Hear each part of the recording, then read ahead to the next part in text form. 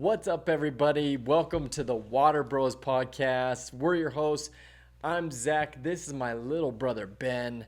And grab a drink, get to the bench, because, Benny, it's the week we've all been waiting for. It is red versus blue. It is Provo versus Salt Lake. It is the Utes versus BYU, the Holy War. Let's go. Go, Utah. baby.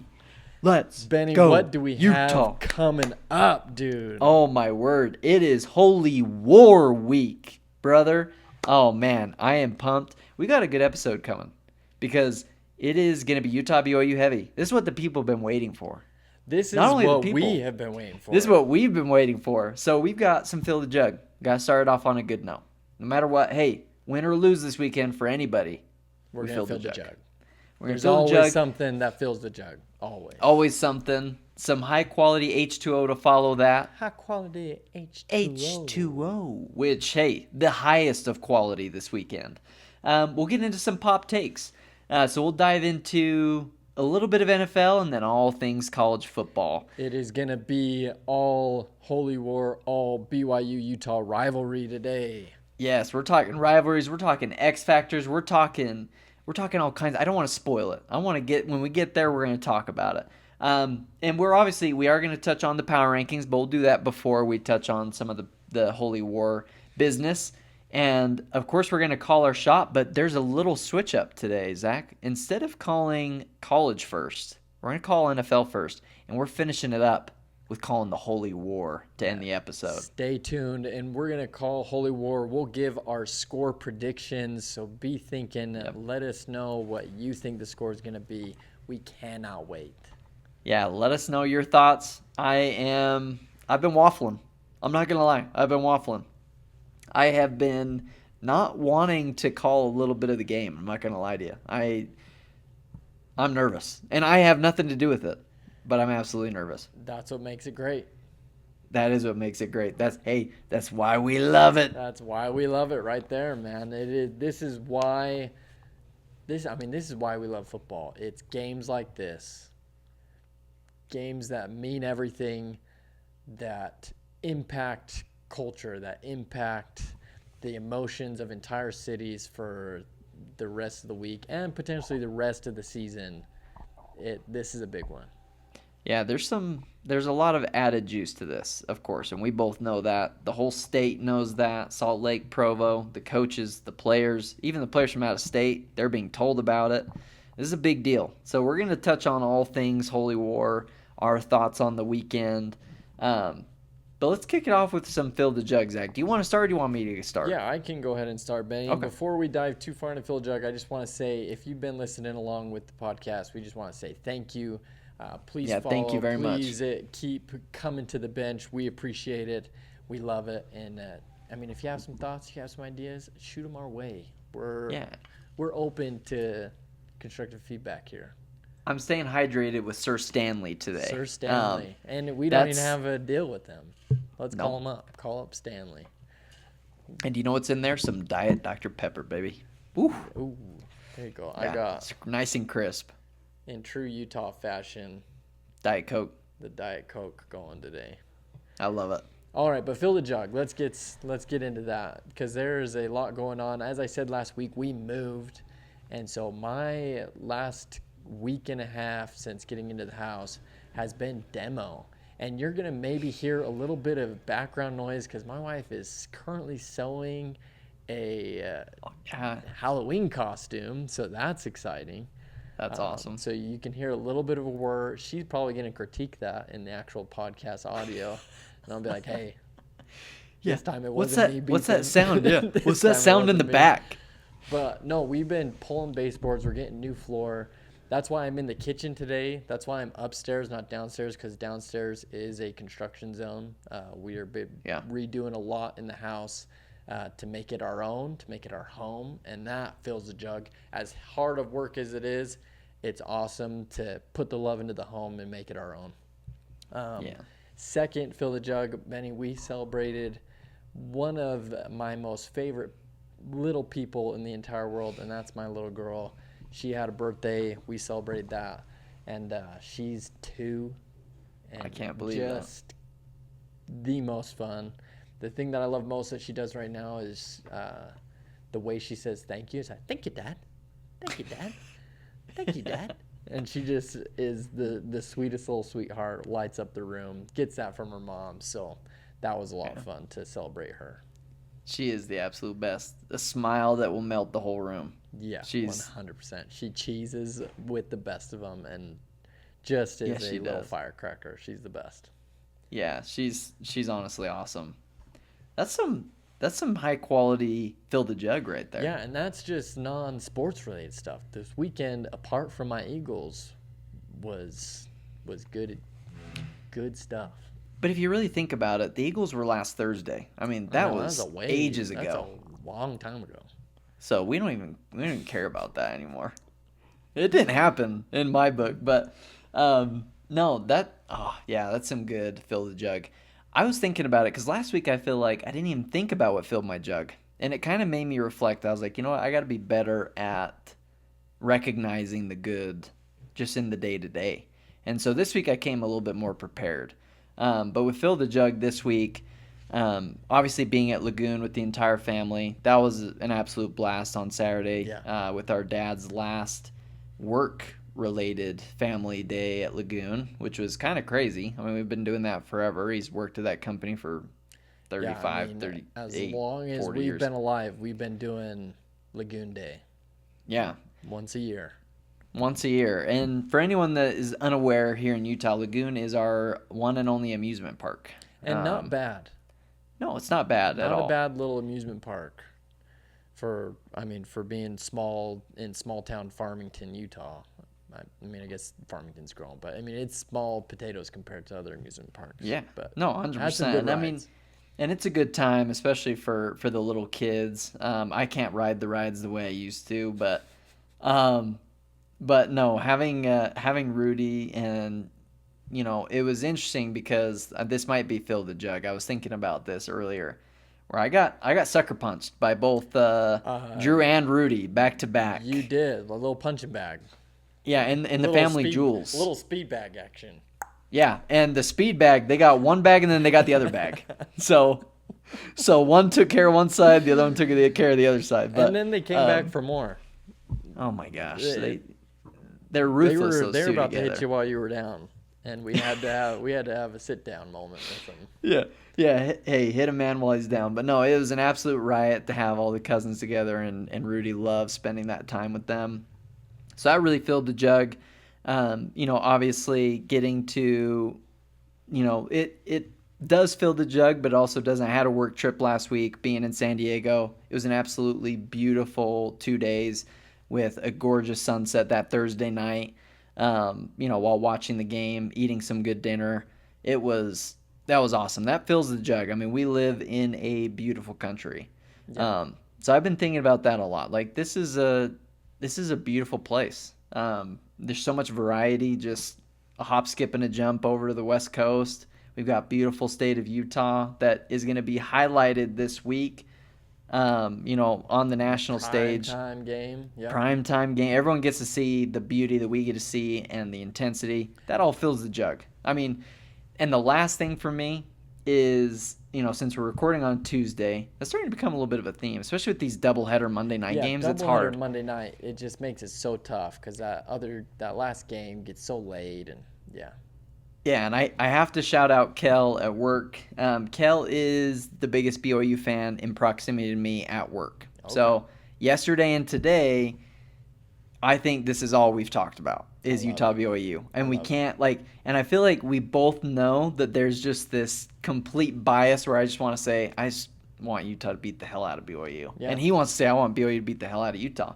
But we have that respect and so I love that. It fills the jug. If you approach this the right way, it can be a lot of fun. So when you're watching the game this weekend with family and friends, it's just a game. And it's a beautiful game that we love. Let's not let it ruin relationships, but talk your stuff too. That's right. Talk your stuff, but enjoy it while we do it. So anyway, that was my fill the jug. Let's not have a Sunday night football incident.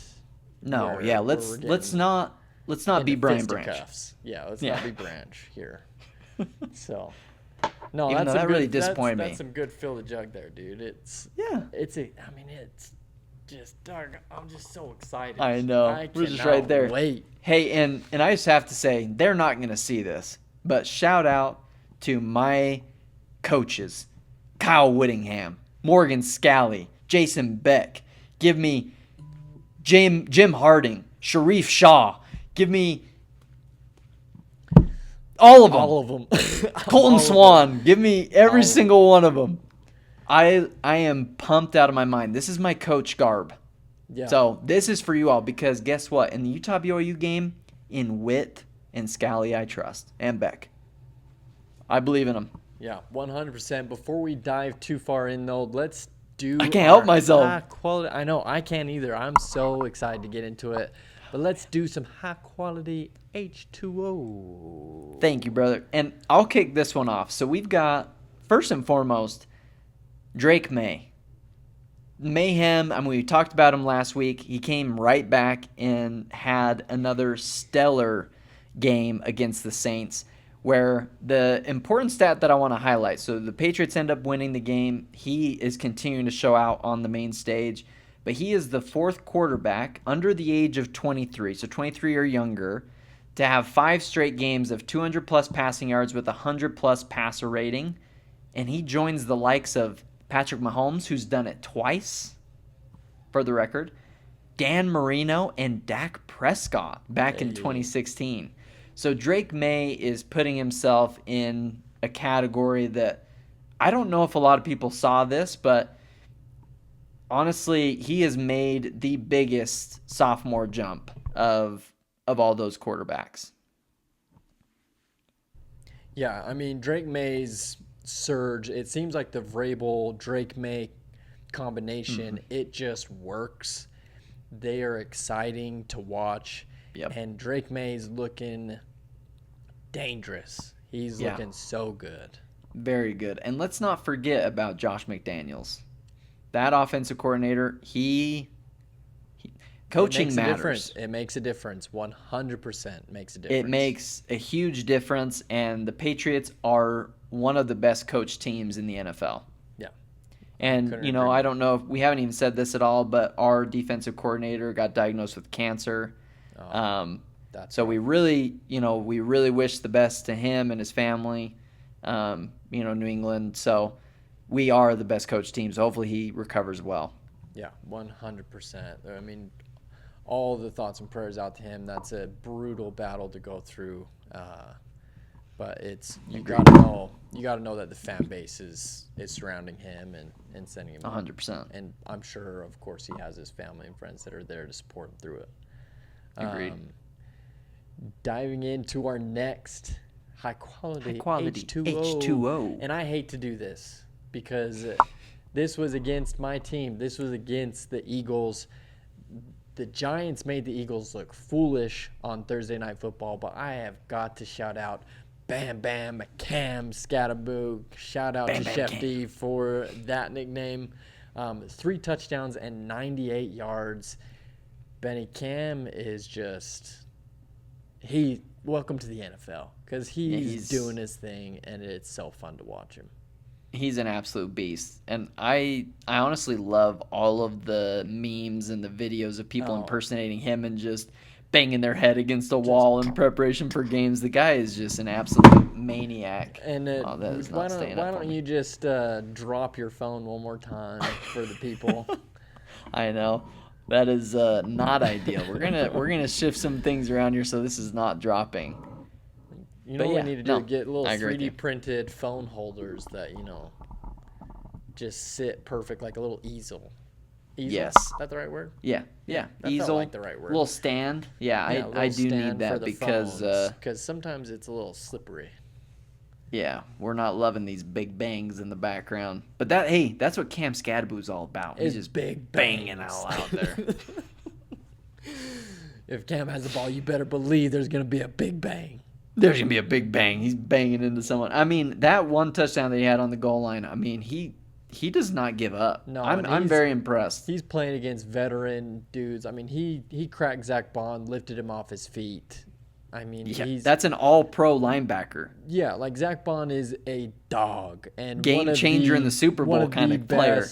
Yeah, one of the best linebackers in the NFL. I mean, he plays great. He's a leader on our defense.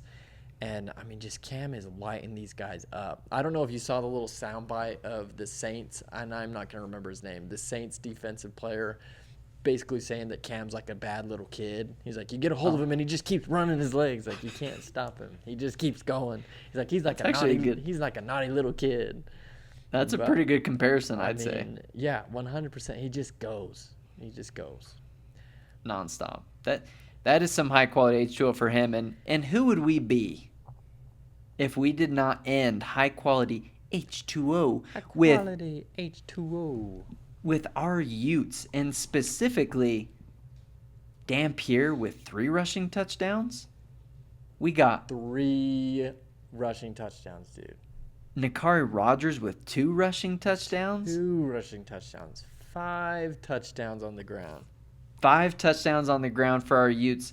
And honestly, all that is obviously kudos to Dampier and Rogers and their playmaking. But shout out to the O-block. The O-line brought it and enforced their will. Kyle Whittingham said it in his press conference.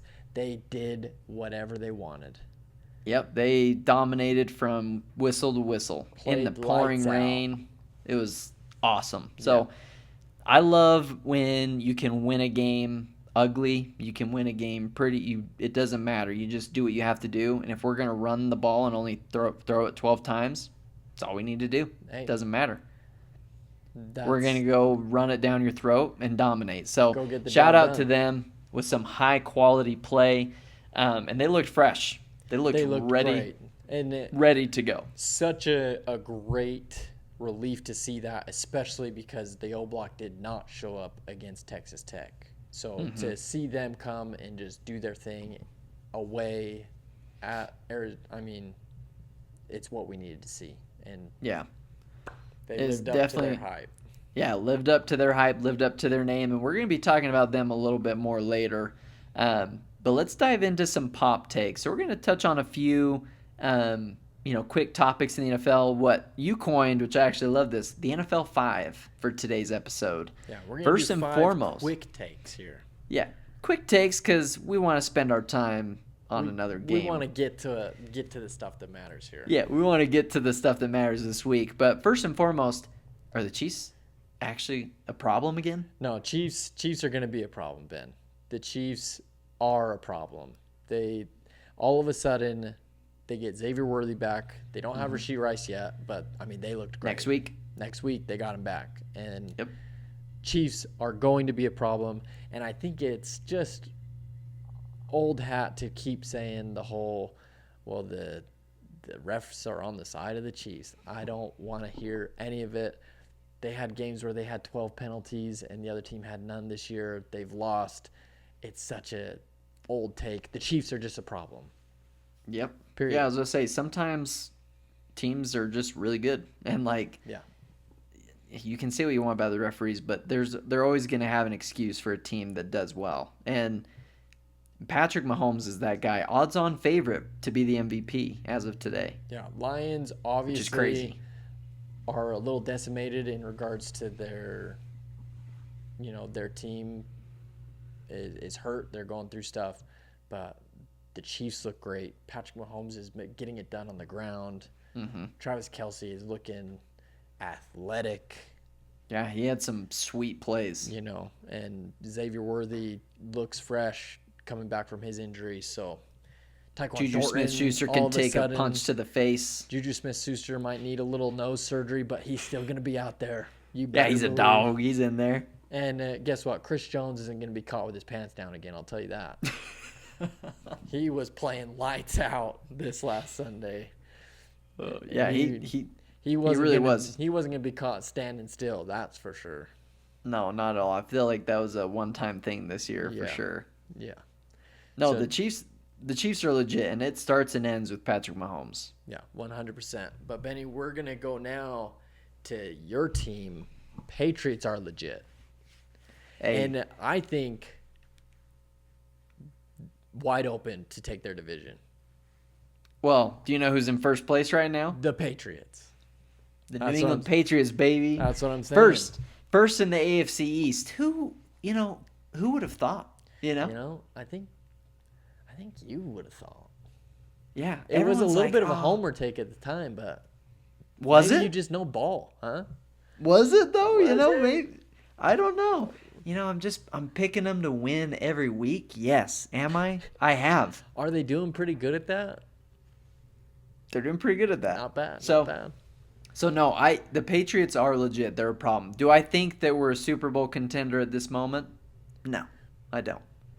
Are they strong in their division? Do I think what? But are they strong in their division? Are they playoff strong? Oh, yeah, for sure. Yeah, absolutely. Like, the Dolphins don't worry me. The Jets don't worry me. The Bills, we already got them once. So it's like, okay, we split one. We already split with the Bills, guaranteed. So I feel good about that. So it's interesting for me to see, like, how this team is evolving. I mean, Kayshon Boutte has progressed every single year. He's improving. We've got Pop Douglas. We've got Hunter Henry. You've got the running game.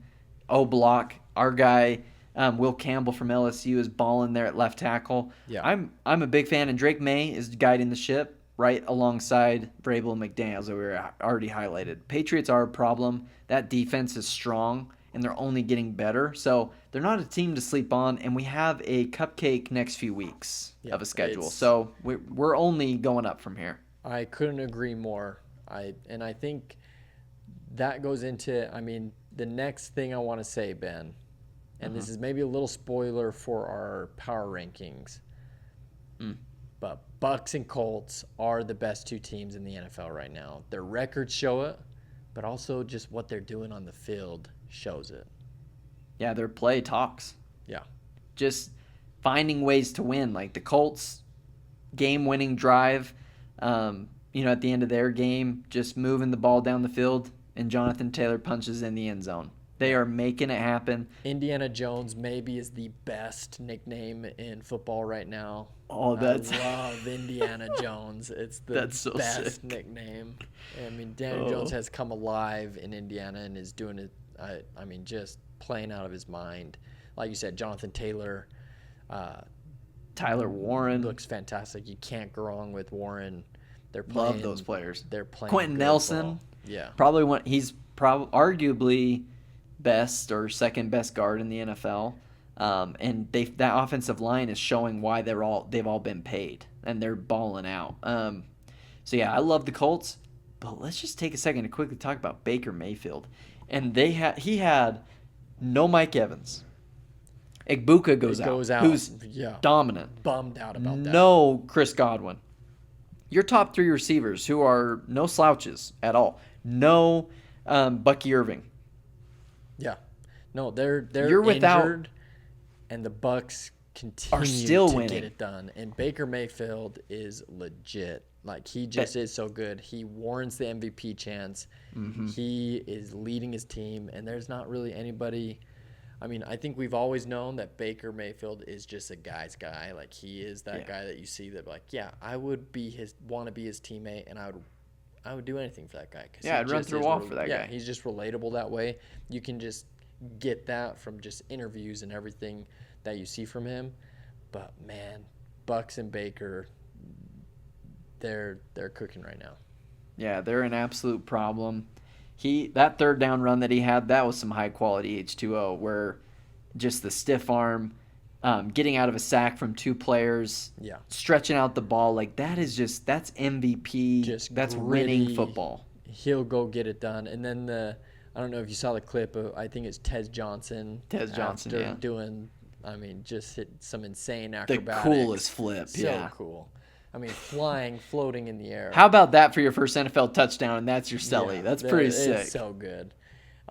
Celebrations from these rookies have been great. Cam also did the same thing, right? Great flip. He did a flip too, yeah.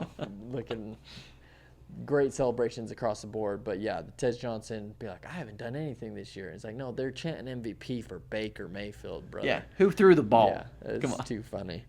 But no. Incredible teams. Yeah, I can't blame you at all, which leads us to a little bit of the other side. You know, we watched the games last night. Is Buffalo in trouble? Buffalo Bills are in there. I think they are, Ben. I think they're in real trouble. And with that, like, so no Dalton Kincaid, our guy. Yeah. So that's a big deal. No Kincaid, and then Which is Josh really Palmer went out. one of their biggest target threats, right? Like, Oh yeah, he's arguably their best receiver. Yeah. And he's a tight And end. he's a Like tight end. Dalton's that good. yeah, Yeah, and then Josh Palmer got hurt mid-game. He's the one that had the 45, 50-yard catch to begin the game. First play for the Bills, bombed of Josh Palmer, and then he gets hurt middle of the game, can't come back. And then they also didn't have Curtis Samuel. So they were missing multiple playmakers that aren't near the level of the Bucs. yeah. And they got dominated. They just can't get it done. And that's back-to-back weeks where Bills have looked. I mean, we talked about it a little bit when they were still winning. Like, Dolphins gave them some real grief. And, you know, they had some games where it's like, oh, they're not just outright winning and running the board. Like, people are giving them some trouble. But the last 2 weeks, I mean, they're not looking good. No, not at all. And they couldn't get the running game going last night. The Falcons were selling out. And on that other side of the token, Falcons are kind of legit. Yeah, and I mean, of course Falcons can sell out because just if James Cook is your only threat and you don't have any threats downfield and you can play one-on-one and you can load the box, like of course you're not going to be able to get the run going. To your point, Falcons move the ball at will. Yeah. Bijan Robinson is one of the best, if not the best player in the NFL right now. He just played out of his mind yesterday. Hey, and how awesome is it now looking back, 2020 vision, and realizing that having the number 2 overall pick in fantasy drafts was a godsend. I was going to say, did Bijan win you your fantasy week single-handedly? I mean, 35 points by him, just absolute dominant performances. I mean, and we can't forget Drake London. Drake London's had an fantastic, absolutely incredible game. He's gonna wish that he got that foot inbounds on that end of the half play. But yeah, I mean, how about shouting out a BYU player? How about Tyler Algier, the 21-yard touchdown run and just bulldozing Taylor Rapp? Yeah, and it was a rough night for Cole Bishop in the secondary there for the Bills. The Bills secondary, they had a rough night. When you're trying to tackle Bijan Robinson running at 20 miles an hour, 21 miles an hour, and the guy's a tank going that fast, that's kind of tough. So I'm worried about the Bills, and like their schedule doesn't get any easier. I mean, they're going to go in, and this week they're playing, or this week they might have a bye. Yeah, this week they're actually off. So no game for the Bills this week, which they really need. But after that, I mean, they're going to have to see the Patriots again here coming up soon. Yep. So, hey, they better get ready. Better buckle up. And last but not least, Jackson Dart and Cam Ben, they are the best duo in college football, in NFL right now. And you might say, well, there's better duos from a stats perspective. There's better combinations. But I'm talking just culture, vibes, changing a franchise. Jackson Dart and Cam, Bam Bam Cam. You couldn't ask for two dudes to be in a better market to just completely flip the New York Giants script. Yeah, 100%. And I know Eagles he's injured, need to figure it out, or it's going to be a problem. Yeah, Eagles do need to figure it out there. I mean, their division is only getting better.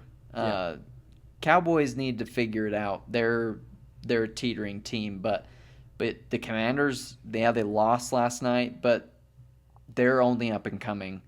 And I feel like this recipe with Jackson Dart and Cam Scatterwood, they both have swagger. They have all the confidence in the world. They have the confidence where like they never have had the thought that they can't do something. Yeah. Any given day, they feel like they can go out and win. Yeah, they have no worries at all about anyone that they're playing, which I absolutely love. And honestly, kind of talking about the Falcons too, you have a second-year quarterback, third-year running back, third-year wide receiver, fourth-year wide receiver, young tight end, and Kyle Pitts. Man, maybe it's a great idea to draft a quarterback, to draft a running back, to draft a wide receiver, and just have them all grow together. Look at Neighbors. I know he's hurt, so Neighbors is tapped into that. They don't even have Malik Neighbors out there. Nope, no Malik Neighbors. So you add him to the mix. Good on Thursday night. Jeez, yeah, they looked pretty dominant. So I can't argue with that right now. I think they're a pretty incredible duo. And just for the vibes, the way that they're playing, they're making moves, and they might save Brian Daboll's job and Joe Shane. So good for them. Yeah, crazy how all of a sudden, maybe he does know what he's talking about. Hey, yeah. Hey, what would Nick Sirianni say to Coach Daboll after the game? What did he say to him? Like, hey, you got a real good combo back there.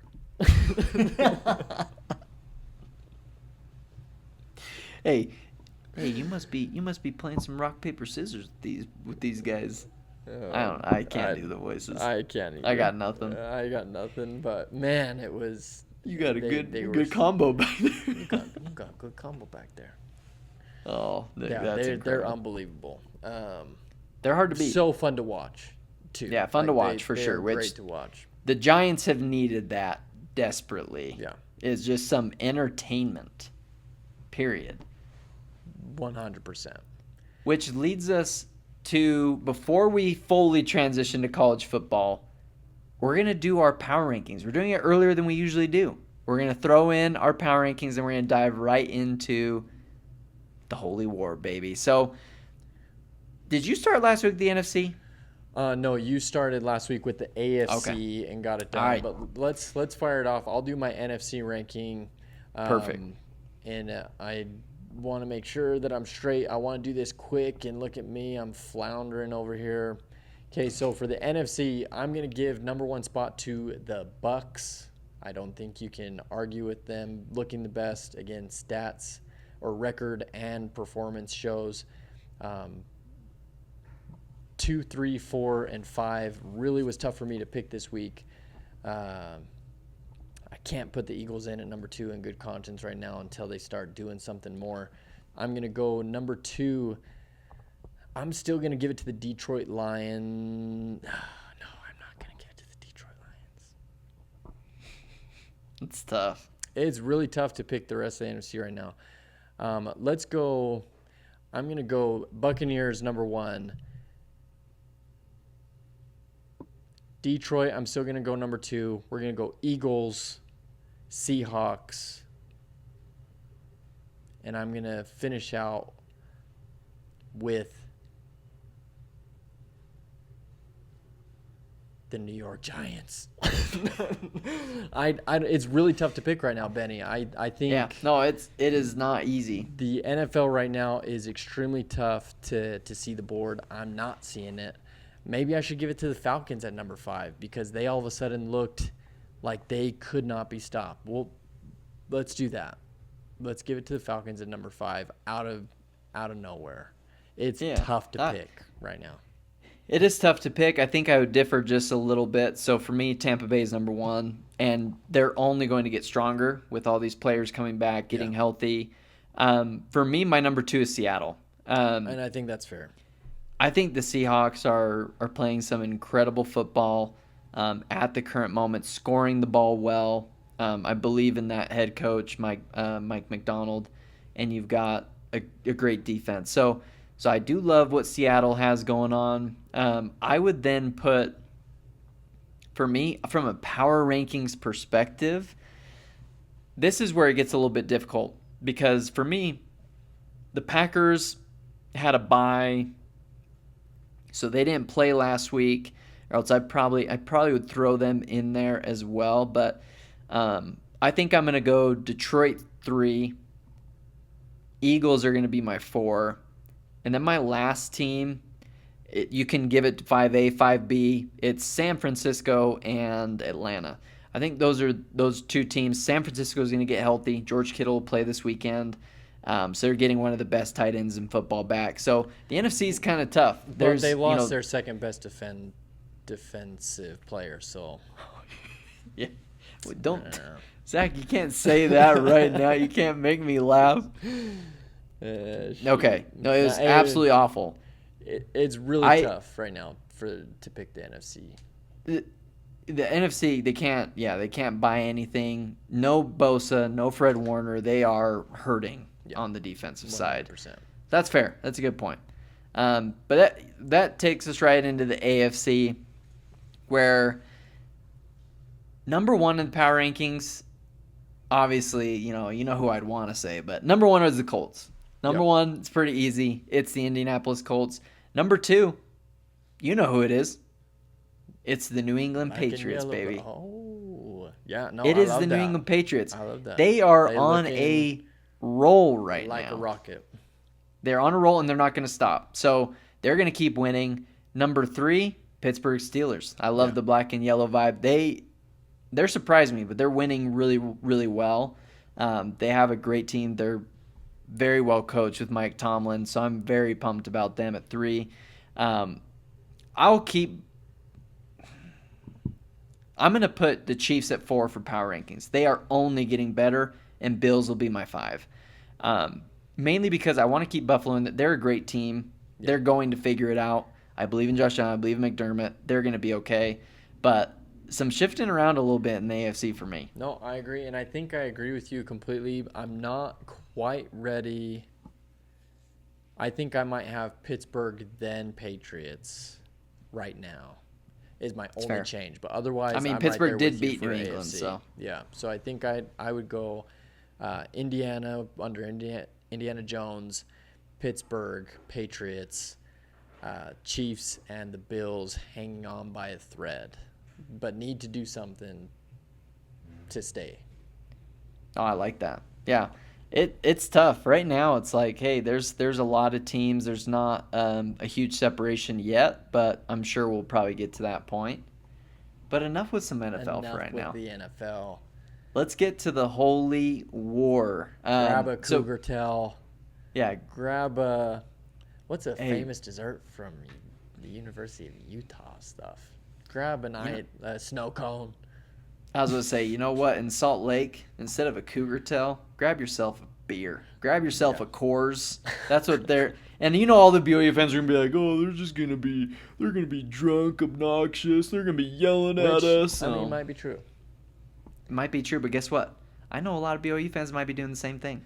Whether you're drunk, obnoxious, or sober, obnoxious, there's going to be a lot of that. There's going to be a lot of obnoxious going around. A lot of obnoxious, but it's for the best of reasons. It's for the holy war.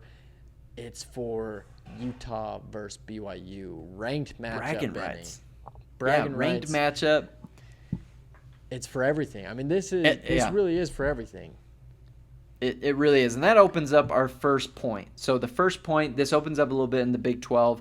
Texas Tech is the clear front runner. And they play Arizona State this week. Unsure if they're going to have Sam Leavitt. My guess is that he won't play, given that he's in that boot. Didn't sound like anything promising. So my guess is Texas Tech is going to roll again this week and stay in the top 10, where currently they're number 7. Dang. Yeah, that... I saw that one coming. The Lightning, that was close. Yeah, that was really loud. That was really, really close. So, hey, that's what the Utes are going to be doing in Provo on Saturday night. Lightning and the thunder, baby. Yeah, hey, they're going to be bringing the boom, baby. Oh, Millie's a little nervous. I can hear her chirping around back there. Yeah, she made her way to this room, which she never does, so she is scared. Yeah, that was crazy. Even Heather's feeling it. That was so close to your house just now. You were scared? Oh, let's go Utes. Hey, Heather's feeling it. Let's go Utah. Let's go, Heather. Let's hey, go, man, semi-cameo from Heather tonight. I love that. You know what? I love that. I love that we're talking that Utah coming in and we get a little lightning and thunder. I know. Shaking. Hey. Yeah, hey, the boom is coming. To highlight this previous weekend from Utah and BYU, obviously Texas Tech going against ASU. I do agree with you, Ben. I think they're going to continue to roll. ASU, unfortunately, injured. Utah completely enforced their will over ASU. They put in their backups. You know, they were not running all their guys on defense in the fourth quarter. It was a complete dismantling. And you can say, yeah, they had Sam Leavitt out. Sam Leavitt doesn't buy you 40 points. Nope. Like, Not at all. End of the day, they do not. And so they ran the ball at will. They didn't have to throw it. Could be a concern. You want to see the ability. They did have one deep ball. But and that's the thing. On that deep ball, the pocket was – I could have sat in that pocket. I mean, Dampier had all day. If they wanted to throw, they had all day. Yep. And, I mean, that's just Utah football. And that's just reality. When they can run the ball, they're going to run the ball. They're going to own the possession. And they displayed that perfectly this last weekend. BYU coming off of a gritty win coming into this weekend after beating Arizona in double OT. Yeah. They were down 10 with 5 minutes left.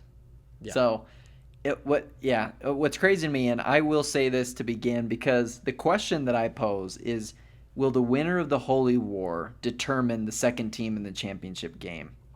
And the way I've been thinking about it this week, we're right in the middle of the season. A lot can still happen. But the winner of this game is a pivotal team for the whole Big 12 race. Yeah. Whoever's putting themselves in that second spot right behind Texas Tech. Right now, based on record, that's BYU's spot, right? Yeah. They own that spot, and it's going to thunder again. But the whole thing with BYU's game is, and I've been telling people this, I've been thinking about it, is what's so scary to me is how they are able to win no matter what. Good teams are going to figure it out. They've been doing it. That's been the name of their game. You get punched in the mouth, and they came right back, and they hit them, and they came back, and they figured out a way to win the game. Yeah. Overtime, hey, we have to run Bear Bachmeier 50 times. Who cares? We're going to run him. We're going to run the same play. There's just a ton of similarities between these two teams, which typically is the case, but this year even more so it feels like with Kalani and Kyle, just, hey, a ground and pound type mentality and just physical defense on both teams. Yeah. Where, hey, this is going to determine for me who's 2 and 3 in the conference. Yeah, 100%. And I think that is the competition. If you're looking at the Big 12 right now, it is clearly Texas Tech front runner. This game decides second place, who's going to be the guy to go and try to punch Texas Tech in the mouth. I mean, we'll see a preview of that. I believe BYU plays them later this season on the road, if I'm not mistaken. Yeah, they have to go to Ames, Iowa for Iowa State. They have to go to Lubbock for Texas Tech, and then they have to play TCU and Cincinnati. Yeah. So they're playing 4 teams after Utah. That is a gauntlet of a last, end of a season where everyone was like, dude, they have the easiest schedule. It's like, well, I don't know. I think that they have the most difficult schedule now to end the season.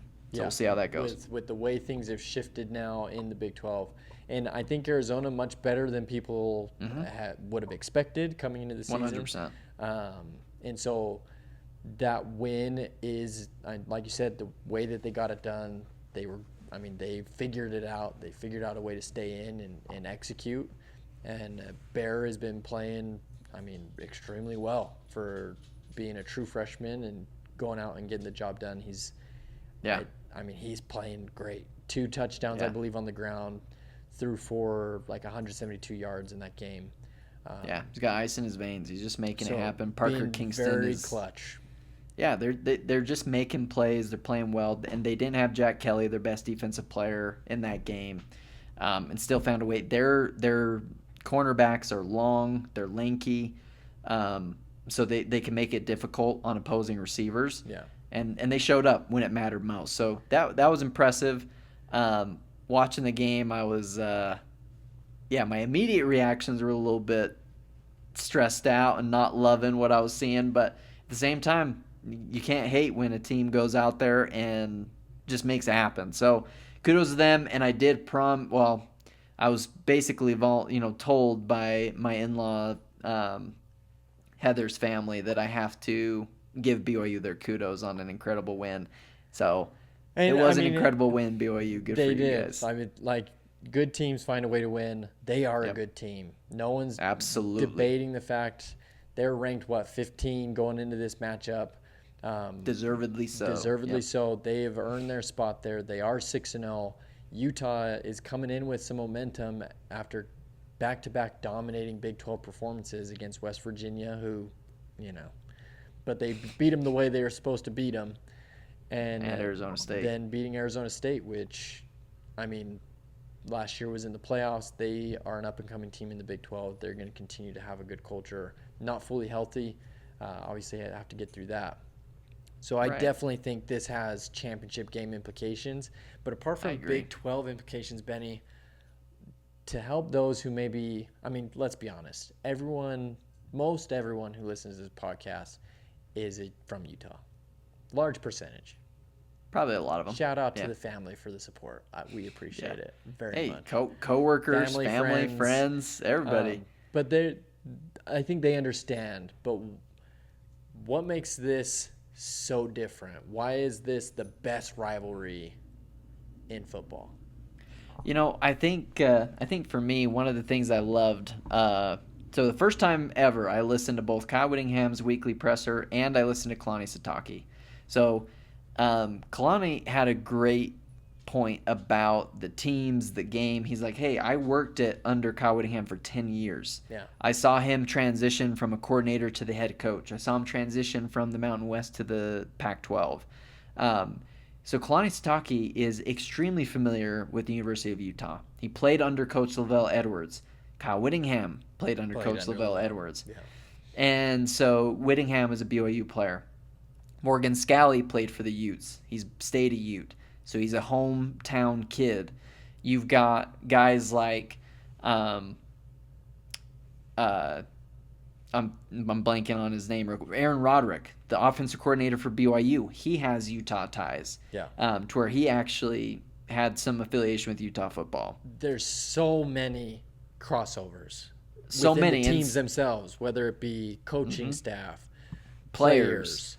There's a lot of Utah native guys on these teams that this rivalry means a lot to them. Whether they were Utah fans growing up and now play with BYU, vice versa. They've played against each other through high school. Their fathers played at BYU or their fathers played at Utah. There's so much parallel, and one of the things I love about the state of Utah is it's very common where you may have a household that's divided. You've got some Utah fans, you've got some BYU fans.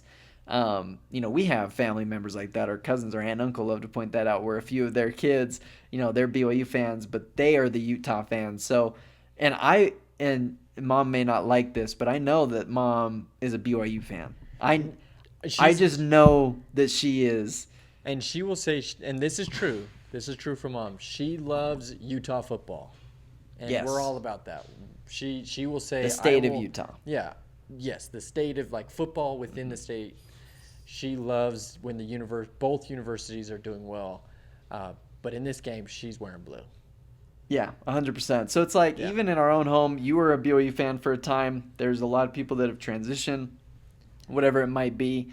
And I think that's part of why this rivalry is so good, is it's like a 365 type rivalry. Oh, yeah. I've been talking about this game since the last game ended. Yep. It has not stopped. It does not stop. And, whether you're at work, in my case, I don't have a lot of coworkers from Utah, so they don't understand fully. I have a lot of out-of-staters coming in. But whether you're at work, whether you're at church, at the grocery store, you see someone in the other colors, and you might just throw out a little chirp, Yeah. If you're feeling bold, hey, you're gonna let them know what's coming. We just moved, but we have been chirping with the BYU fans in our previous church where we're living before. It was weekly that we were chirping back and forth about these teams. It's a constant conversation, and it's because guess what? We live and die for Utah and BYU football. We don't have a pro team. We don't have this is it. And it's and just after you were saying that, there is an element of this, and maybe the opposing side, the BYU side, might feel the same about the generalized Utah fan. So let me preface that. Okay. It probably is viewed the same way on both sides, but there's just this pompous type, better than you type attitude that I think the BYU people have, but the university has as a whole. Okay. Not just athletics. That the Brigham Young University is just better than you. It is better than your university. We are better at this. We're better at that. We're just better. We're more elevated, right? We have a better fan base. We're more composed. We're nicer to the other fan. Like, there's just that element of it that I'm like, I just don't like it. I don't like it. So there's that part where, hey, that's what's so beautiful about, you know, this rivalry here in our state. There's some great rivalries across the country. The big game, Ohio State, Michigan, Iron Bowl, Auburn, Alabama. And for us, this is life or death. There's no pro teams. So I know that a lot of people in the South can actually relate to that. Yeah. No, like you said, yep. Utah and BYU is religion here. That is our what we live and die by. So it's gonna be a wild week. I can say this with a somewhat straight face. I can lose every game in the season, but if I win against BYU, I'm happy. Yeah, hey, do you remember my first? Consider that a successful season right there. If this game, again, is just about everything for these two teams. Yeah, my first comment after the Texas Tech game was, we got to beat the hell out of BYU now. Yeah, just beat BYU. Hey, and, beat BYU. That's top of mind. I mean, obviously, we have greater goals, but I'd say that on the same side, BYU would be saying, hey, just beat Utah. They're winning. They want to beat us. I mean, we're right in there too, but we just got to win this one. And from a historical standpoint, a little rivalry history here. Utah owns. Let's let the folks know. Utah owns the record right now, 62 to 36 to 4. Which who cares about draws? 4 ties. Whatever. BYU obviously had a dominating run under Lavelle Edwards, where they really ran with it. For a while. Utah has had their streaks. BYU is on a 2-year win streak over the Utah Utes that preempted a previous, 9-win streak from the Utes. Yep. Which they have held that streak. The longest streak is 9 wins. Utah's done it twice. BYU has done it once. And last year game, Ben, still leaves a sour taste in my mouth, but it's a perfect example of how just gritty this game is going to be because Utah was 100%. Not good last year. No. And we still were. Yeah, and that's the rivalry game. It's going to come down to the end. Yeah, penalty call away, field goal kick, right? That's just the way it is. And both teams have experienced it, right? Where 100%. We've won on that, we've lost on that. So that's the beauty of this game. I think so. The asterisk with the BYU 2-year streak was Utah won in 2019. We didn't play again until 2021.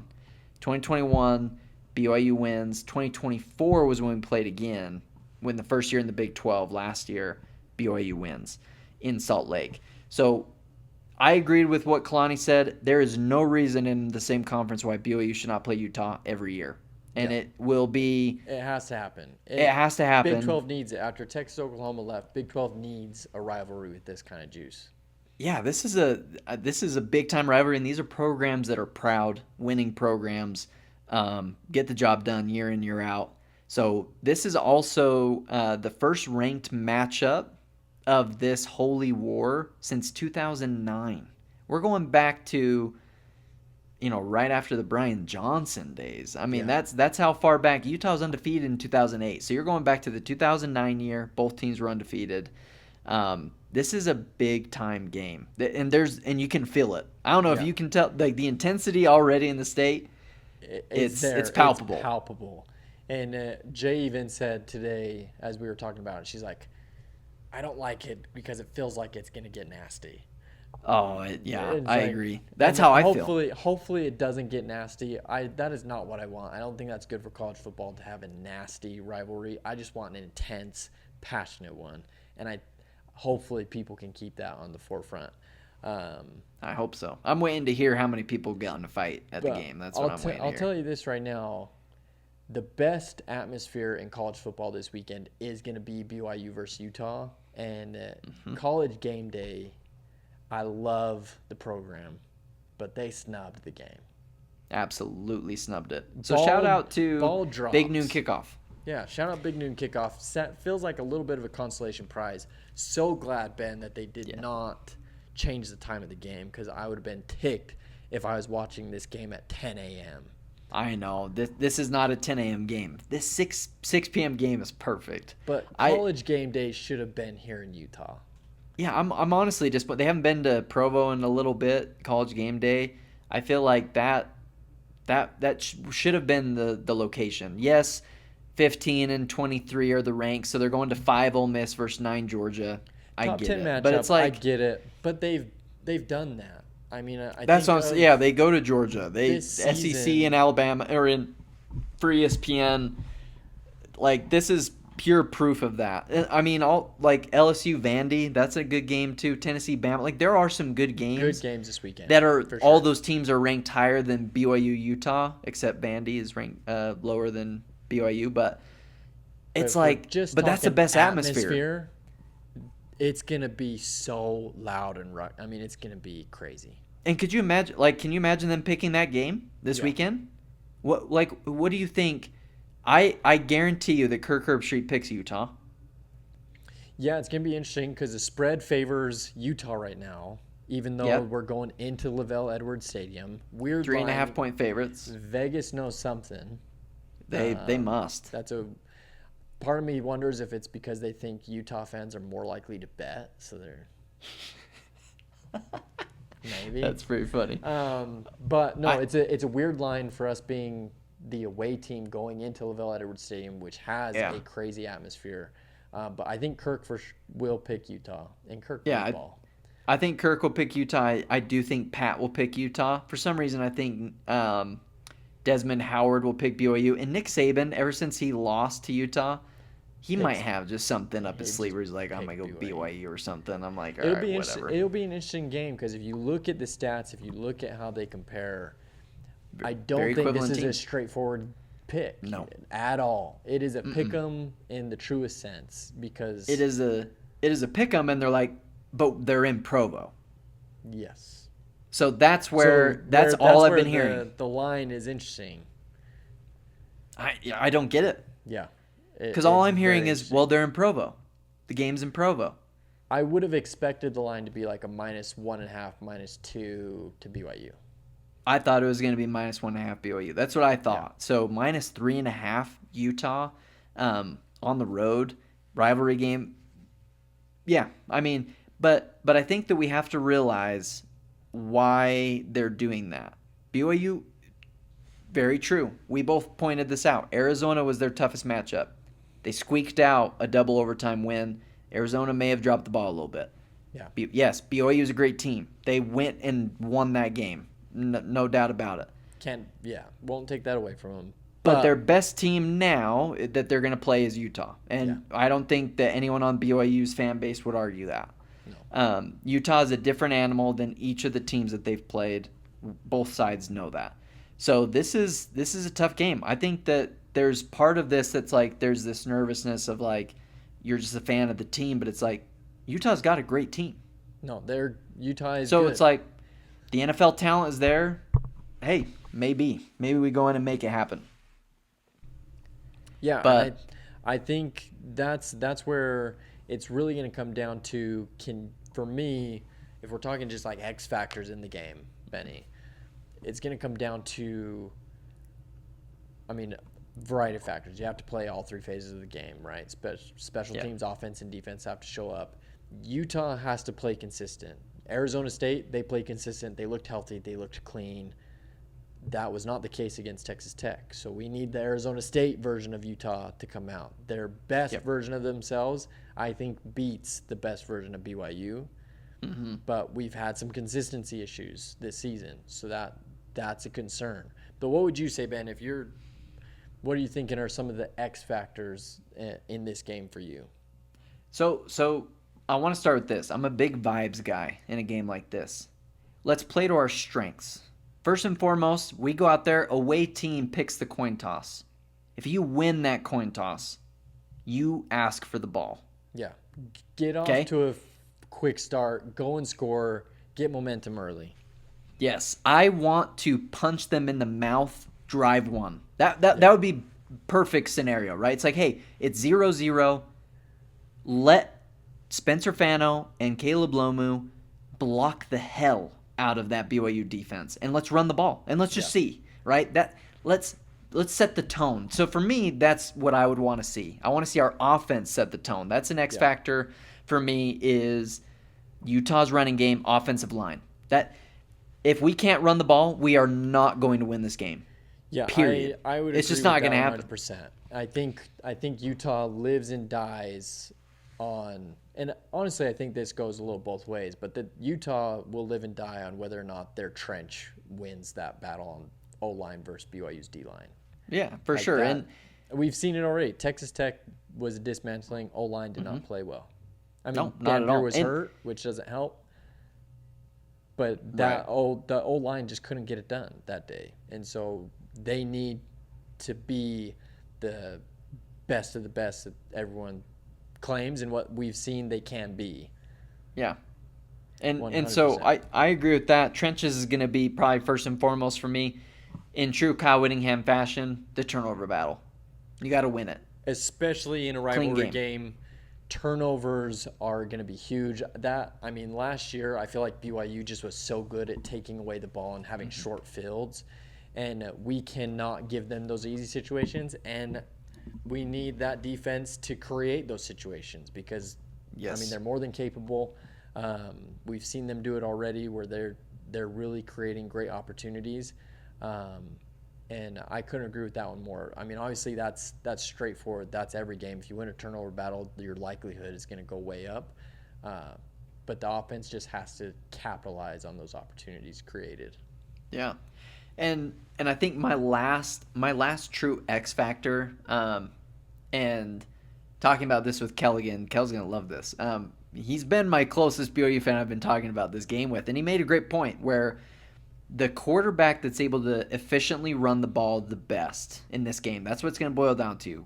If Bear versus Dampier, whoever can run the ball better, that team's most likely going to win. Because BYU relied on Bear Bachmeier to win that game against Arizona.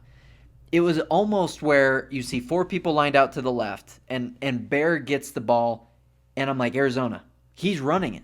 Yeah. There's no way he's throwing it to the left. He is running this ball down the middle. And am I a football guy to know how to stop X's and O's? No. So take that with a grain of salt. But it was getting to a point where it's like, they're just going to run the ball with Bear Bachmeier. And LJ Martin's fantastic. So the true X factor person for me, it's a combo of Morgan Scalley and the guy who calls the defense, the guy who wears the green on the defense, Mr. Lander Barton himself in his last Utah BYU game. Lander has to ball out. Spy. Have to read and take Bear down. Take him out. Yes. Yeah, you have to. I like that thought a lot, Benny. I do think BYU's run game will be pivotal here. Obviously, Bear can throw it. He can get the ball moving through the air as well. He can shown spin that it. He's got an 100%. Yeah. But that's all created and complemented on the run game. So, yep.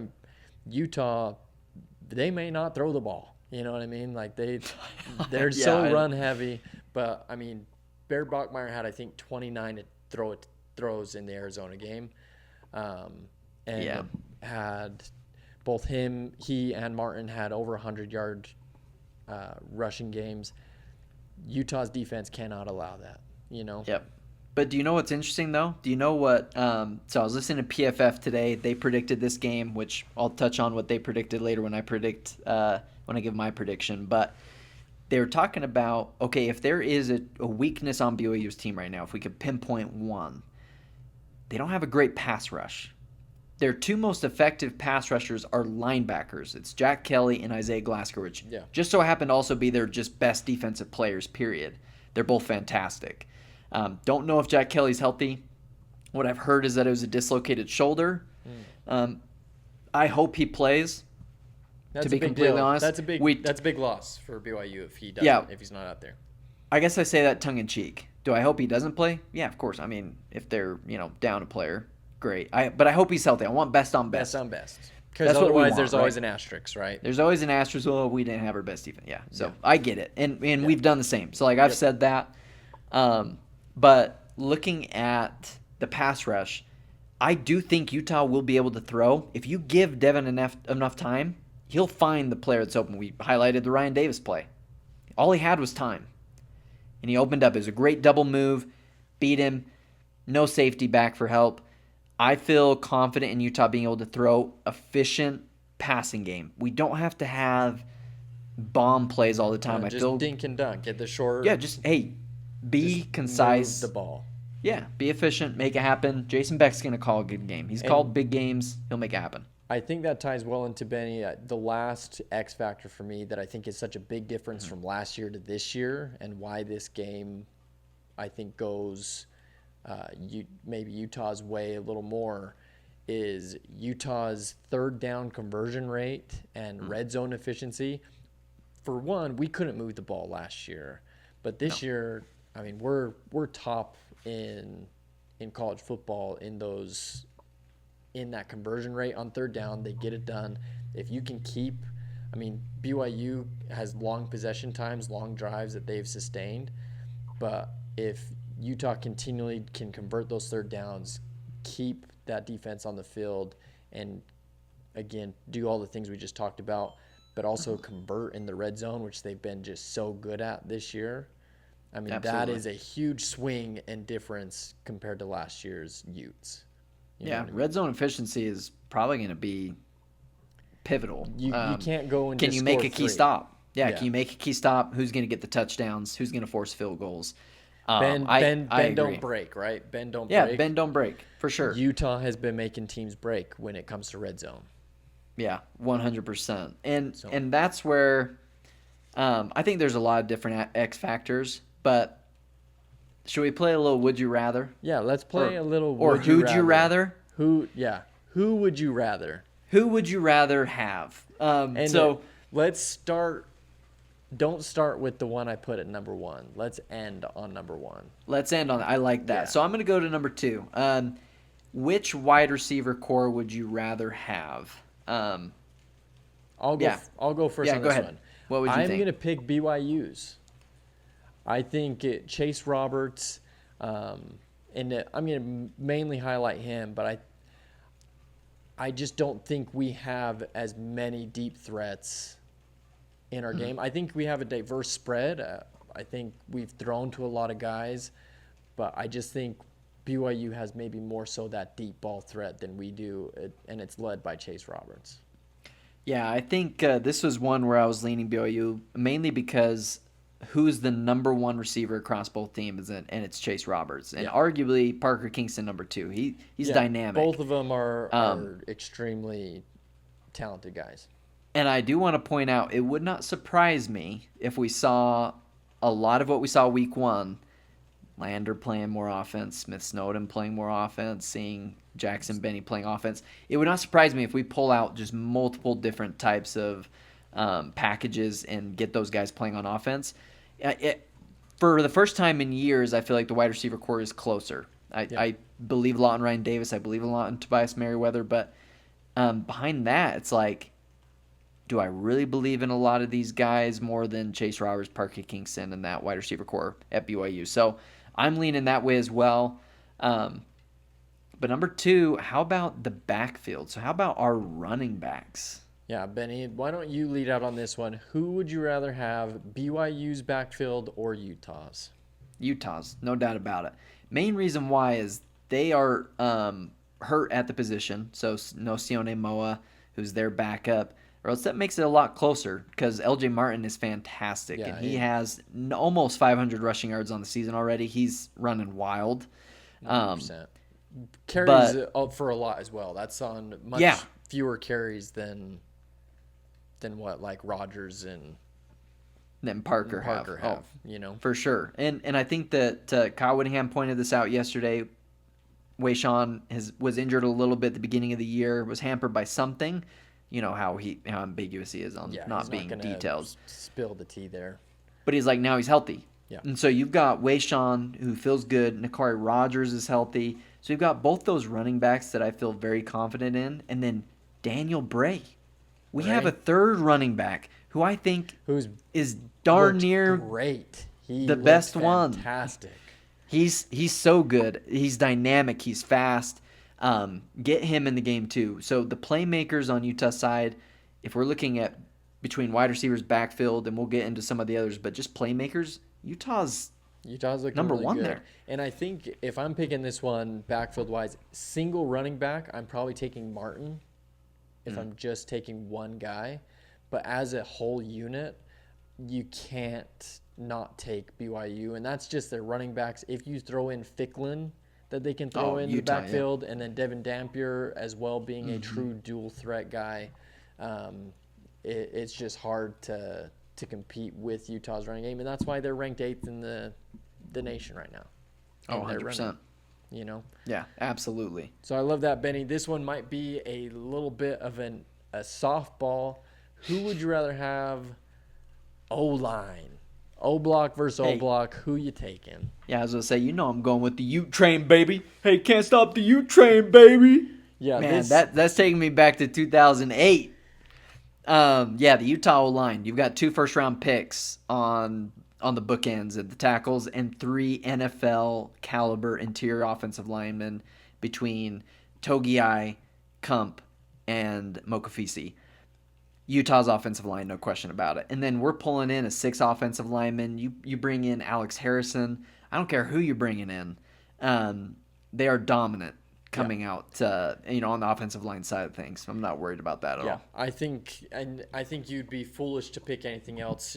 Utah's O-line is legit, and it was perfectly displayed against Arizona State, where Devin Dampier could have literally probably stood back there for 20 seconds. And no one was even close to getting pressure. Ran through some gaping holes. Yeah, big gaping holes. 100%.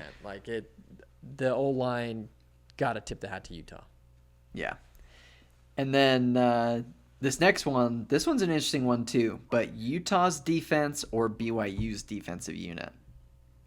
See, this is tough. And obviously you highlighted a wrinkle here with Jack Kelly being out.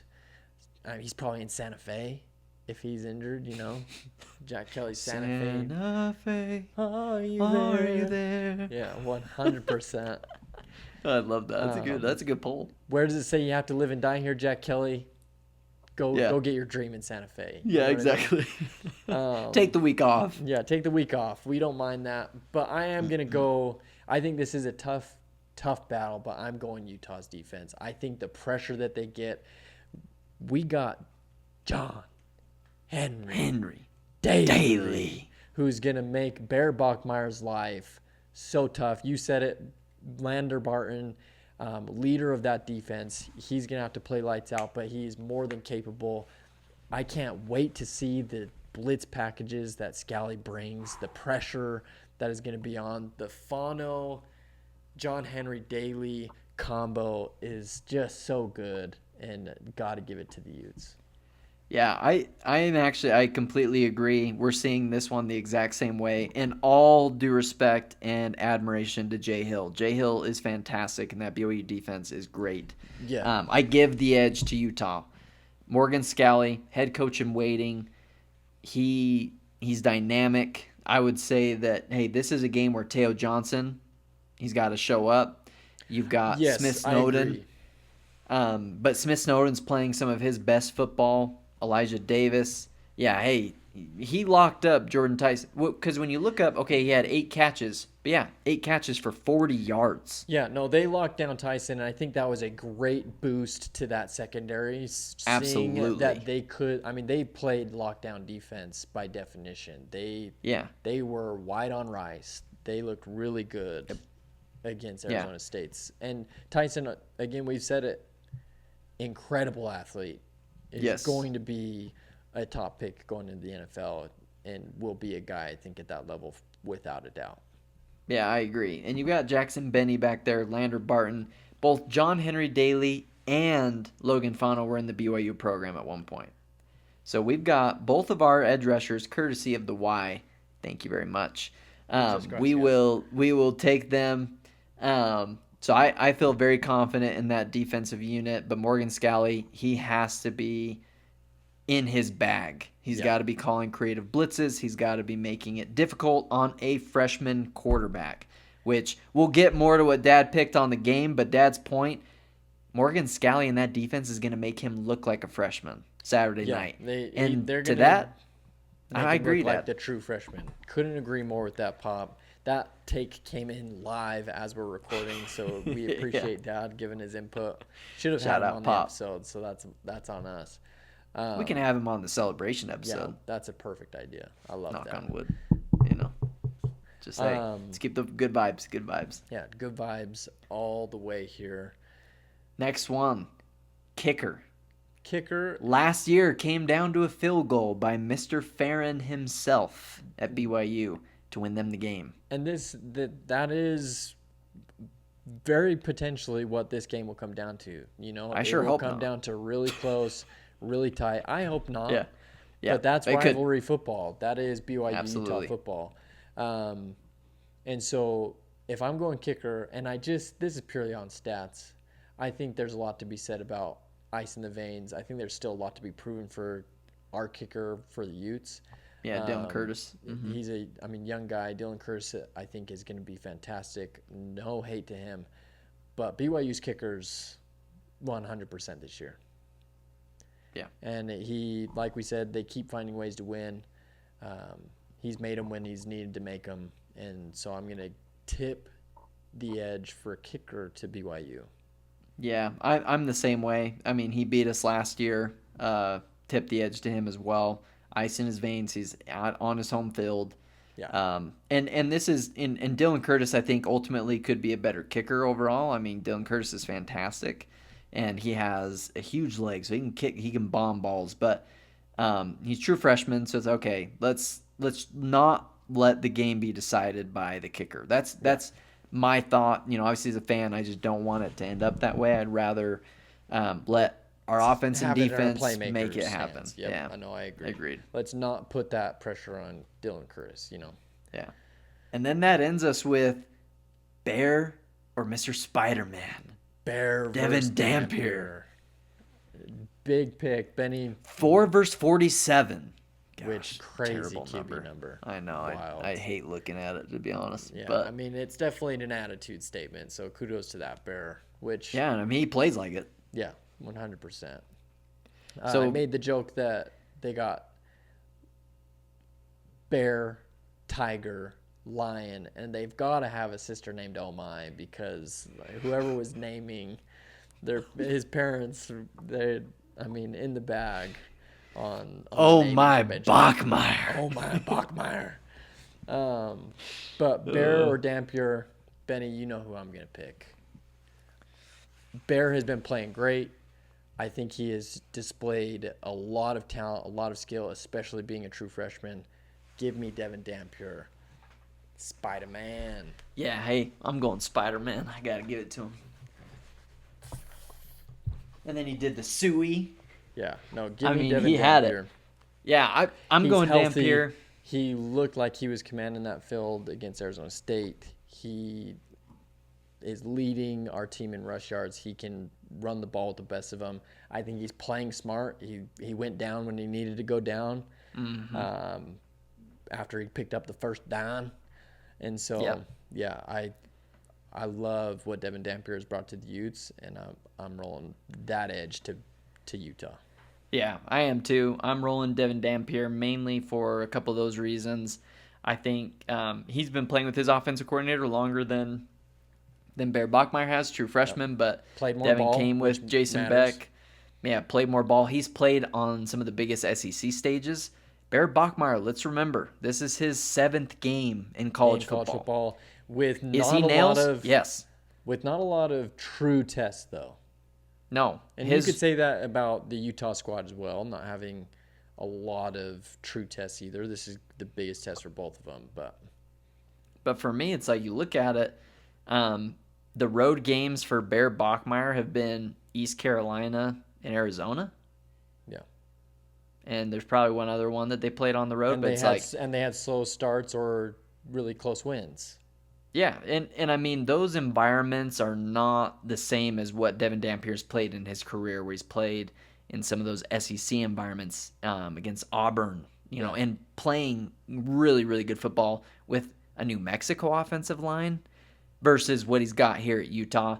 I feel very confident in him, and I liked his answer right after the post game. They're like, "Hey, have your teammates told you about BYU?" He's like, "Yeah, I'm in on He's it. like, "I know," but he was so calm. He's like, Yeah. "I know." He's like, But at the same time, I get what it means. Yeah. I'm going to get this done. And it doesn't matter if it's a rivalry game. This is a game that is determining the conference. You cannot lose a second game. We got to win. No, it's a win or lose. And something to say about those guys, we talked about how big of an implication it has on Big 12.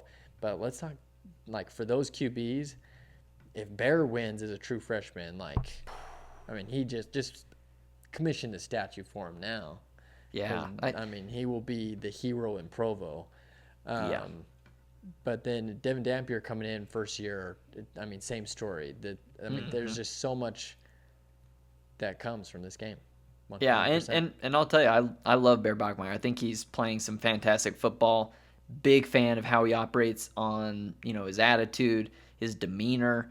He doesn't let the moment get too big for him. So this moment's not going to be too big for him. I know that already. I'm going into this game knowing that BYU will be ready. Yeah. But at the same time, Kyle Whittingham set the tone. I'm not talking about their players. I'm not talking about BYU. If you want to know about them, go ask them. Go ask Kalani. I'm not talking about them. I'm talking about our my guys. I'm talking And about guess our what? talent. I'm talking about They're gonna our be ready. coaching staff, and they're going to be ready. They're going to be absolutely ready. I'm go. fired up. Let's go, Utes. I'm fired up right now. Yeah, I cannot wait. I wish it was Saturday night. I wish it was too. I just want it to get here, It's like, I know. this is the game that we wait for. But Benny, Yeah. it's getting late. Yeah, let's get into some picks. Let's do some picks, and let's end with picking the Holy War, and let's see how the rest of this week rides out, brother. Yeah, so let's start with some NFL Blitz picks, which currently on the season, we are all square. So we're going to, I've made a little bit of a comeback here, so we're all square. This is a fresh week. Not seeing the board well here on my side at all. Hey, it happens. And I just shouldn't have picked against Baker, or else I'd be up 1. So if we're looking at Blitz picks here, Thursday Night Football starts with Steelers-Bengals. Zach, who you got? Give me the Steelers. They have looked really good. Joe Flacco not going to be enough for the Bengals to get it done. Yeah, I agree. Give me the Steelers in that game. And then the London game, early Sunday morning, Rams-Jaguars. No Puka Nacua, but still give me the Rams to get it done. Matthew Stafford and Devontae Adams are going to make it happen. Yeah, I would like to say that the Jags go to London and get it done, but I'm also going to sit with the Rams on this one, Benny. I can't pick against you on that one yet. Yeah. Third game, Patriots-Titans. The steamboat that is the New England Patriots right now. I'm going with them, obviously. Yeah, Patriots. Hard to pick the Titans. Just fired their head coach. Yep. It's going to be a little chaotic for the Titans. Which usually you get the bump from firing your head coach, but I don't think so. Patriots will go win this one. Yeah, I don't think today. Vrabel's return to Tennessee. Yeah, let's not forget revenge game. Yep. Next game here, Raiders-Chiefs. Zach, who you got there? Give me the Chiefs. I'm with you there. Chiefs at home, they get the dub. Dolphins-Browns. Give me the Dolphins to beat the Browns. I think Tua, he's been throwing the ball well. Dolphins looked really tough. I'm going to pick against you here. Give me the Browns to get the job done against the Fins. Okay. All right. First differ here. Panthers-Jets. Who you got on that one?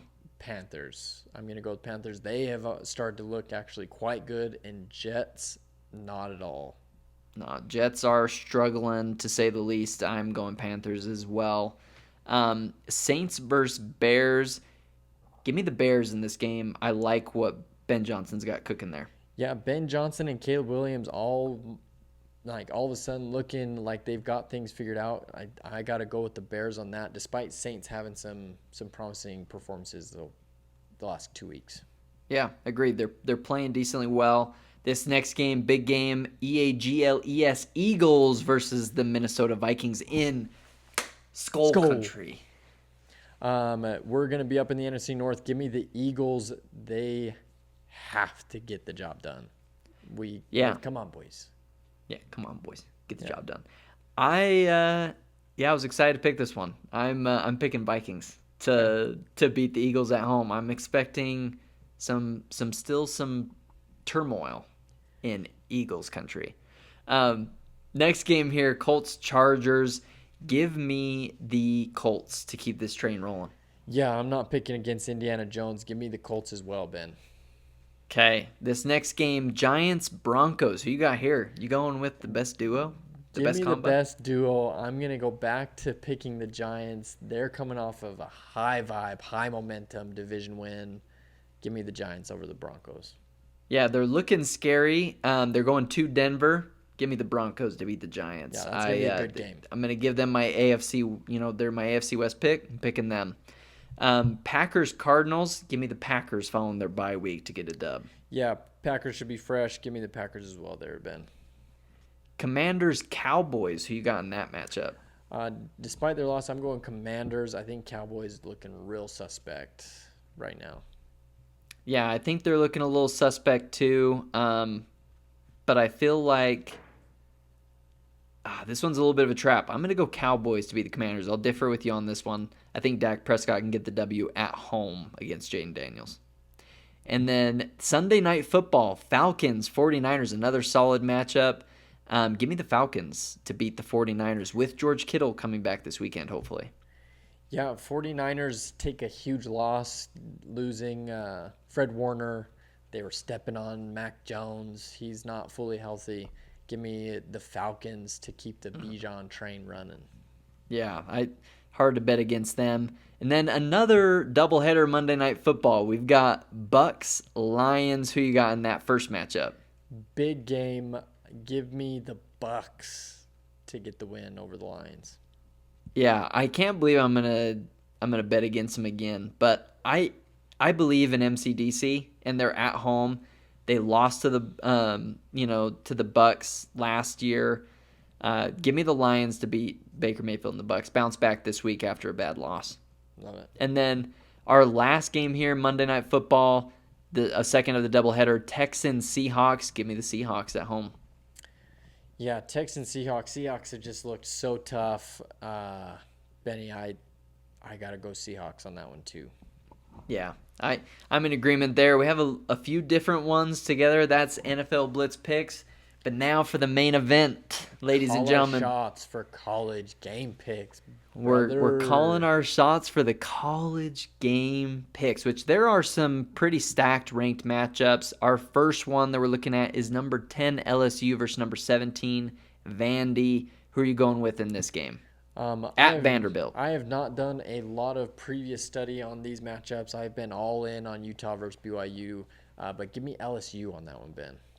Yeah, I am riding with you there. I'm going LSU as well. I think LSU is arguably the first or second best team in the SEC. Yeah. I think they're really, really good. Now, this second game where College Game Day is choosing to go, Athens, Georgia, number 5 Ole Miss versus number 9 Georgia. I'm going to go Ole Miss to go into Georgia. I like Lane Kiffin. I want Ole Miss to actually go in there and win. So I'm going Ole Miss. Benny, I really like that game. I think Kirby Smart got away with one this last weekend in their game, clapping, get the different straight. But I'm going to ride with Lane Kiffin and Ole Miss as well. Okay. Yeah, I would love to see Georgia lose that game. I need to differ from you so I can come back, but I just don't see it going that way. Yeah, I am up for, but we'll see. You can differ with me on this game. So 11 Tennessee heading into Alabama against number 6 Bama. I know who you're picking. Yeah, I'm going Alabama on this game. You're picking Bama, just so I have a shot, but I don't think it's gonna happen. Give me Tennessee to win. All right, another up one for me. Yeah, probably. No, these are all tough matchups. These are good teams. So I'm pumped about this. Right before we pick the Holy War, we've got number 20 USC going into play in front of touchdown Jesus and Notre Dame. I am going with Notre Dame because I absolutely hate USC. So give me Notre Dame to win that game. Yeah, I think Notre Dame is a little high in the ranking. I don't know that they're a 13. I think that's a little overinflated, but the home field I think matters there. Give me Notre Dame on that as well. And I hate that I just don't feel like I can pick against you on this. So hey, that's okay. Hey, next week we'll pick more games. We'll give ourselves more chances for winning and losing here. That's the beauty of the NFL. There's so many games. Now we're here. Utah, this is BYU. What we've all been waiting for. The final act. So, ladies and gentlemen, the game that matters most in the lives of the Hansons, in the lives of all Utah residents, from the old to the young, from the red to the blue, give me Utah, BYU. Number 23, Utah goes into Provo this Saturday at 6 p.m. Fox big noon kickoff for a 6 o'clock game will be here. Urban Meyer coming into town as he's going to be talking about the team down south and his protege, Kyle Whittingham, taking it to Kalani Sitake and the Cougars. Zach, why don't you tell us what Dad has and what you have to begin? I'm fired up. So for Dad's pick, I love it, and I actually love that Urban Meyer is going to be able to be talking because this is close to home for him. He knows this rivalry better than anybody. But Benny, Dad is coming in with his pick, Utes by 14. We get defense and special teams will be the X factor, and Utah defense is going to dominate and make Bear Bachmeier look like the freshman he is. So Dad takes Utes by 14. Give us a better line than -3.5, says Dad. For me, I am 100% going to pick and ride with my running Utes. I think they go into Lavelle and get a statement win against a good BYU team. And do they cover? Yeah, brother, they cover. Yeah. I love that. So you're picking what's final score prediction? Oh, what are you final thinking? score. I gotta get final score. So I'm thinking. I should have thought about this because I brought it up. I'm gonna go with a 42-35 Utah. Oh wow! So really hammering the over. Okay. That might be because the over-under is 49.5. 49.5? Oh, so they're thinking a little more defensive affair. Yeah, they're thinking a cagey affair in this affair, running affair, long possessions. That's why I said I should have thought about it a little more. But I just want to see some high-flying football there. Me too. And no, honestly, I'm thinking the same thing. So there is absolutely no world where I pick against Utah. Now, what I've waffled on is this -3.5. It's thrown me for a loop. Like, legitimately. I was ready to pick a +1.5 Utah and be like, yes, we're going to win by 2 or more. I felt really confident in that. But with 3.5 point favorite, I am picking Utah to win. I'm also picking Utah to cover a 28-24 win in Provo. I think if we're looking at it, so the PFF guys that I watched, both of them picked Utah. One picked a 24-21 win. The other one picked a 25-24 win for Utah. So they picked a BYU cover, but a Utah win. So this is going to be an absolute dogfight, but I think Utah pulls out a dub. Give me a couple Devin Dampier rushing touchdowns.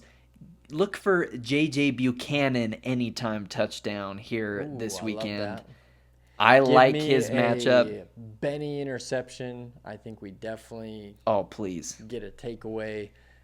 We got Bear Bachmeier coming off of 2 interceptions in his last game. Yeah, hey. It's hunting season, ladies and gentlemen. Give me a John Henry Daly sack. Yeah, I was going to say, let's salute our mayor, Mr. John Henry Daly, who his whole family basically comes from BYU royalty.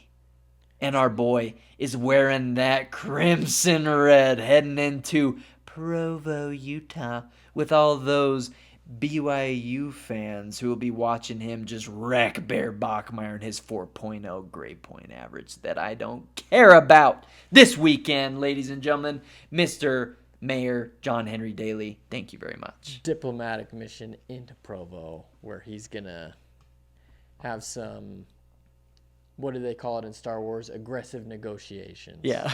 Yeah. Aggressive negotiations. I'm not going to lie to you, Zach. I feel really good. I feel very excited about this game. I'm also extremely nervous. I'm putting on a very confident persona.